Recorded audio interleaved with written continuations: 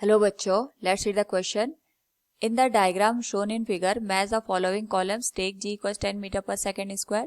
Here a diagram is given with F1 60 Newton, F2 18 Newton. Surface is smooth and theta is 30 degree. We have given 3 block 3 kg, 2 kg and 1 kg. साथ में हमारे पास दो column दे रखे हैं इन column first and column second. Column first में A is given as acceleration of 2 kg block, B net force on 3 kg block, C normal reaction between 2 kg and 1 kg and D normal reaction between 3 kg and 2 kg. In column second it is given as P equals 8 SI unit, Q equals 25 SI unit, R equals 2 SI unit and S is given as none. Now to answer this question, first we will discuss here the key concept, and here the key concept is free body diagram. तो जब हम बात करते हैं free body diagram की, उस particular case में object पे लगने वाले जितने भी फोर्सेस हैं उसके लिए हम यहाँ पे डायग्राम ड्रॉ करते हैं और इसके इक्विवेलेंट इक्वेशन को ड्रॉ करके अननोन वैल्यूज को फाइंड आउट करते हैं. तो यहाँ पे हमारे पास एक इंक्लाइंड सरफेस दे रखी है इस तरीके से. सबसे पहले हम यहाँ पे ये कैलकुलेट करते हैं कि हमारे पास जो ऑब्जेक्ट दे रखा है 3 kg, 2 kg और 1 kg का, इनका टोटल यहाँ पे नेट एक्सेलरेशन कितना हमें देखने को मिल रहा है. सो सबसे पहले अगर हम बात करें यहाँ पे 3 kg, 2 kg और 1 kg तीनों को मिला करके हमारे पास जो टोटल यहाँ पे मास का अमाउंट होगा दैट विल बी 3 + 2 + 1 6 kg. इस पे लगने वाले फोर्सेस को अगर हम कंसिडर करें तो यहाँ पे 18 न्यूटन का फोर्स इस डायरेक्शन में काम कर रहा है. It is of the value 18 Newton. यहाँ पे अपवर्ड डायरेक्शन में जो फोर्स काम कर रहा है ये 60 न्यूटन का है और यहाँ पे जो एंगल की वैल्यू है that is of the 30 degree. तो सबसे पहले लगने वाले फोर्सेस के करस्पॉन्डिंग अगर हम यहाँ पे फ्री बॉडी डायग्राम ड्रॉ करें तो ये आ जाएगा हमारे पास. सबसे पहले डाउनवर्ड डायरेक्शन में mg फोर्स काम करेगा, इसकी वैल्यू हो जाएगी 6g के बराबर. यहाँ पे 18 न्यूटन का फोर्स इस डायरेक्शन में काम कर रहा है, 60 न्यूटन का फोर्स इस डायरेक्शन में काम कर रहा है. जो mg फोर्स है इसको हम दो कैटेगरी में डिवाइड कर सकते हैं, दो कंपोनेंट में डिवाइड कर सकते हैं. ये थीटा एंगल है तो ये वाला एंगल थीटा हो जाएगा. It will be mg cos 30 degree और यहाँ पे जो फोर्स की वैल्यू आएगी that will be mg sin 30 degree. यहाँ पे फोर्स की वैल्यू आएगी that will be of the normal reaction force. तो यहाँ पे जो n की वैल्यू है normal reaction force that will be equal to mg cos 30 degree. और यहाँ पे हॉरिजॉन्टल फोर्सेस को अगर हम कंसिडर करें तो ये डायरेक्शन को हम यहाँ पे पॉजिटिव लेंगे और इस वाली डायरेक्शन को हम यहाँ पे नेगेटिव मान के चलेंगे. तो हम ये मान के चलते हैं कि जो हमारे पास यहाँ पे ऑब्जेक्ट है ये अपवर्ड डायरेक्शन में एक्सेलरेशन कर रहा है, इसका एक्सेलरेशन a के बराबर हो जाएगा अलोंग द प्लेन. तो यहाँ से जो नेट एक्सेलरेशन की वैल्यू आएगी उसको कैलकुलेट करने के लिए हम यहाँ पे नेट फोर्स निकालते हैं. It will be of the value 60 Newton. ये प्लस वैल्यू का आएगा क्योंकि अपवर्ड डायरेक्शन में लग रहा है. हमने यहाँ पे इस डायरेक्शन को पॉजिटिव और इस डायरेक्शन को यहाँ पे नेगेटिव कंसिडर किया है. सो 60 पॉजिटिव वैल्यू का आएगा, 18 यहाँ पे नेगेटिव वैल्यू का आएगा और mg sin 30 भी उसी डायरेक्शन में काम कर रहा है. So it will B m की वैल्यू 6 है, 6 × 10 × sin 30 डिग्री. यहाँ से हम एक्सेलरेशन की वैल्यू निकाल सकते हैं. It will be 6 × a net that will be given as 42 minus 60 × sin 30 की वैल्यू हो जाएगी 1/2 के बराबर. तो ये आ जाएगा net acceleration equals 42 minus 30 divided by 6 के बराबर. तो ये आ जाएगी value 2 metre per second square. इतना यहाँ पे एक्सेलरेशन होगा ऑफ द गिवन सिस्टम. जो सारे के सारे ब्लॉक है इनका जो नेट एक्सेलरेशन आएगा that will be of the 2 metre per second square. तो हम यहाँ से अगर देखें तो एक्सेलरेशन ऑफ 2 kg ब्लॉक, क्योंकि तीनों के तीनों यहाँ पे एक दूसरे के कांटेक्ट में है तो जो पूरे सिस्टम का एक्सेलरेशन होगा वही हमारे पास 3 kg, 2 kg और 1 kg के जो मासेज हैं इसका एक्सेलरेशन भी होगा. यानी ये भी 2 मीटर पर सेकेंड स्क्वायर से मूव करेगा, 2 kg का भी 2 मीटर पर सेकेंड स्क्वायर से मूव करेगा और 1 kg का जो ब्लॉक है it will also move with the 2 metre per second square, क्योंकि ये कॉन्टैक्ट में एक दूसरे के साथ. जो एक्सेलरेशन की वैल्यू हर एक ब्लॉक के लिए सेम होगी.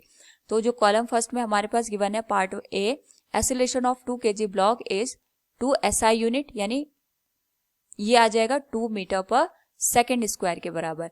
सो it is matching with are.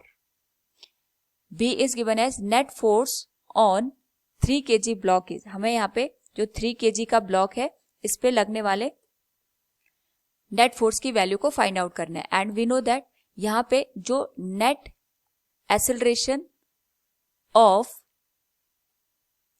3 kg block है ये हमारे पास यहाँ पे 2 मीटर पर सेकेंड स्क्वायर के बराबर है. क्योंकि तीनों कांटेक्ट में है, हर एक का एक्सेलरेशन सेम होगा. तो जो 3 kg का ब्लॉक है इसका एक्सेलरेशन भी 2 मीटर पर सेकेंड स्क्वायर होगा. तो जो नेट फोर्स की वैल्यू होगी on 3 kg block it will be given as m into a net. m की वैल्यू यहाँ पे 3 के बराबर आ जाएगी और नेट एक्सेलरेशन की वैल्यू 2 के बराबर है. So it will be given as 6 newton. सो अगर हम यहाँ पे देखें तो जो हमारे पास net force on 3 kg block है ये किसी भी ना तो P के साथ मैच हो रहा है, ना तो Q के साथ, ना तो R के साथ. So it will be match with S, that will be none. C is normal reaction between 2 kg and 1 kg. Now यहाँ पे अगर हम C पार्ट को कैलकुलेट करें it is normal reaction between 2 kg and 1 kg. हमें यहाँ पे 2 kg और 1 kg के बीच लगने वाले नॉर्मल रिएक्शन को कैलकुलेट करना है. तो इस कंडीशन के लिए अगर हम यहाँ पे फ्री बॉडी डायग्राम ड्रॉ करें तो ये आ गया हमारे पास 2 kg का ब्लॉक, यहाँ पे 2 kg and here it is 1 kg. तो इनके बीच में नॉर्मल रिएक्शन हमें कैलकुलेट करना है. तो या तो हम 2 kg के करस्पॉन्डिंग यहाँ पे इक्वेशन लिख सकते हैं या तो 1 kg के करस्पॉन्डिंग. क्योंकि जितना रिएक्शन फोर्स 2 kg 1 kg पे अप्लाई करेगा by Newton's third law 1 kg का ब्लॉक भी 2 kg पे सेम फोर्स अप्लाई करेगा बट इसकी डायरेक्शन जस्ट अपोजिट हो जाएगी. तो हम यहाँ पे 1 kg के करस्पॉन्डिंग इक्वेशन लिख सकते हैं. इसके लिए हम यहाँ पे सबसे पहले फ्री बॉडी डायग्राम ड्रॉ करेंगे. ये एंगल आ गया हमारे पास 30 डिग्री. ये आ गया 1 kg का ब्लॉक और इस पे जो 2 kg का ब्लॉक है इस डायरेक्शन में नॉर्मल रिएक्शन फोर्स लगाएगा दैट विल बी R1. इसके करस्पॉन्डिंग अगर हम mg की वैल्यू लिखेंगे तो ये आ जाएगा 1 इंटू जी. इसके दो कंपोनेंट हम बना सकते हैं यहाँ पे. ये आ जाएगा 1g cos 30 डिग्री क्योंकि ये एंगल सेम है तो ये हमारे पास 30 डिग्री के बराबर आ जाएगा. ये आ जाएगा 1g sin 30 डिग्री के बराबर. ये आएगा नॉर्मल रिएक्शन फोर्स. नाउ यहाँ पे 1 kg पे एक और फोर्स काम कर रहा है that is of the 18 Newton. ये इस डायरेक्शन में हमारे पास 18 न्यूटन का फोर्स काम करेगा.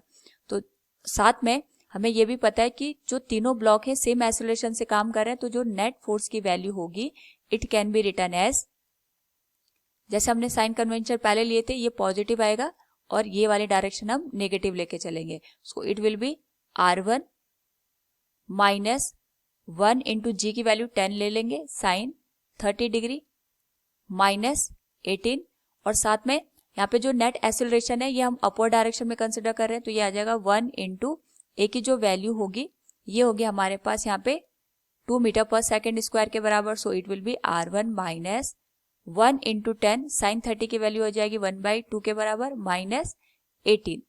सो it will become 2 equals R1 minus 5 minus 18.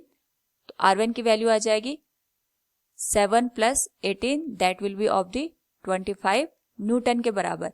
तो यहाँ पे 1 kg और 2 kg के बीच में जो रिएक्शन फोर्स की वैल्यू होगी that will be of the 25 Newton. 2 kg 1 kg पे 25 न्यूटन का रिएक्शन फोर्स लगाएगा तो 1 kg भी 2 kg पे 25 न्यूटन का फोर्स लगाएगा बट दोनों की डायरेक्शन यहाँ पे अपोजिट होगी. तो अगर हम यहाँ पे कॉलम को मैच करें तो normal reaction between 2 kg and 1 kg is 25 SI unit. जो हमारे पास C है it is matching with the Q. Next is normal reaction between 3 kg and 2 kg. हमें यहाँ पे 3 kg और 2 kg के बीच में रिएक्शन फोर्स निकालनी है जैसे अभी हमने किया था वैसे हम सॉल्व करेंगे. बट यहाँ पे या तो हम 2 kg को कंसिडर करेंगे या तो 3 kg को. इस पर्टिकुलर केस में हम 3 kg का ब्लॉक लेके सॉल्व करते हैं क्योंकि जितना फोर्स 2 kg 3 kg पे लगाएगा उतना ही 3 kg भी 2 kg पे रिएक्शन फोर्स अप्लाई करेगा.